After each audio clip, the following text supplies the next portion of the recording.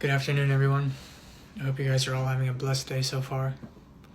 Today I kind of wanted to talk about what I've been up to since my last video I posted. So I did end up deleting TikTok when it got banned, so I wasn't able to get it back until I used a VPN a couple weeks ago, and I got it back, and now it's available to download again. But that's besides the point. So today I really wanted to talk about, and this is going to be crazy because I've been so anti-Catholic for years, even before I became a Christian, because I've been lied to by the world, but I am embracing Rome now. I know it's crazy, but I have found a home in Rome. I'm starting to, at least. I do believe that the Catholic Church is the church that Jesus founded, and I kind of wanted to go into why and how this came about. And it was pretty sudden, to be honest, but it all started in the summertime when I started feeling this pull, not to Catholicism, but to Orthodoxy. And I felt this pull, but at first I didn't act on it. I didn't really act on it. I said I was going to go to an Orthodox church. I never did. It just kind of passed. And this came back up again maybe a few weeks ago. So I've been witnessing to some Mormons recently, actually. And I've been meeting with them every week, trying to preach the true gospel to them, trying to hear out what they have to say, and then, planting seeds as I hear them out.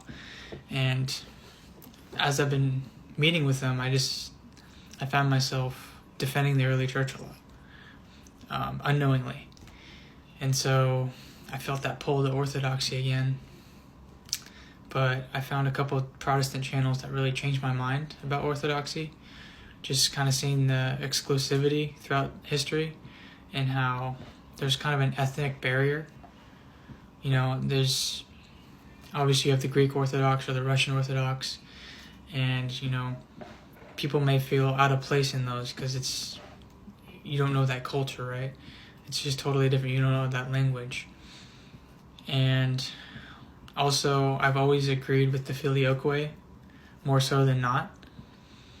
And of course, that's the reason the church split in the first place. So, and I do believe that Matthew 16:18 does affirm the papacy.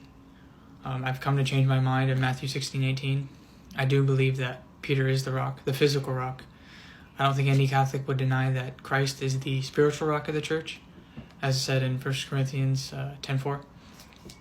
But I do believe that Peter was the physical rock, and my reason for that would be, why would his name be changed in the first place? When you really think about this in a different perspective from the Catholics, why would Jesus change his name to Peter if he wasn't going to be the rock of the physical church? And so even John, the New Testament was written, of course, in Greek. Even John uses the word 𝘁𝗵𝗵, which is the transliteration from Greek to Aramaic of Kepha, and that means rock. So he lives in an Aramaic word for Peter's name, even though the New Testament is written in Greek, which would affirm that Jesus really did make Peter the rock. And my perspective has just changed so much. Another thing I did as I started reading St. Ignatius's letters, I have them right here, and I found that, the early church, they all unanimously agree that the Eucharist, the real presence of Christ, was in the Eucharist. That was his actual flesh and blood in the Eucharist. And I was like, okay, so I'm getting behind the Eucharist being the actual flesh and blood of Christ. And then my main problems after that were Mariology and purgatory. Well, I'm still working out purgatory. I still am not sure about purgatory, but I have gotten past Mariology, which is honestly was a bigger thing for me than purgatory. But the early church, they asked the saints for intercession, and the thing is, as my Protestant brain, what the Protestants tell you is like prayer, they automatically associate prayer with worship. That's what the Protestant brain does. And prayer isn't just worship. Yeah, we worship God through prayer, but we do that willingly. Prayer is just communication at the end of the day. We implement the worship through our prayer, but the prayer itself is just communication with God.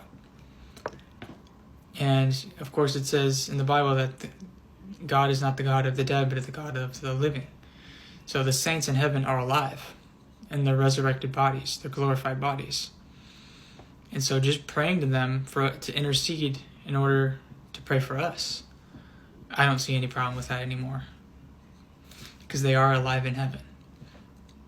And it's crazy to say this out loud because I was so anti-Catholic for so long, but when you really start to hear out Catholics, they start to make a lot more sense than the Protestants. Because the Protestants like to pick and choose verses from the Bible to justify their beliefs. I no longer believe in sola scriptura. I no longer believe in sola fide. And I'll probably make a separate video explaining why. But these things, when you really just think about them in context and in church history as a whole, they just don't add up. And I would rather trust the church fathers at the end of the day than the reformers who came 1500 years after. There's just a lot of evidence that suggests that either the Catholic or the Orthodox Church is the true apostolic church that Christ founded. Now, I lean Catholic, but I don't have a problem with the Orthodox Church. In fact, I respect the Orthodox Church a lot. But as of right now, I am renouncing my Protestant beliefs. I'm renouncing sola fide. I'm renouncing sola scriptura.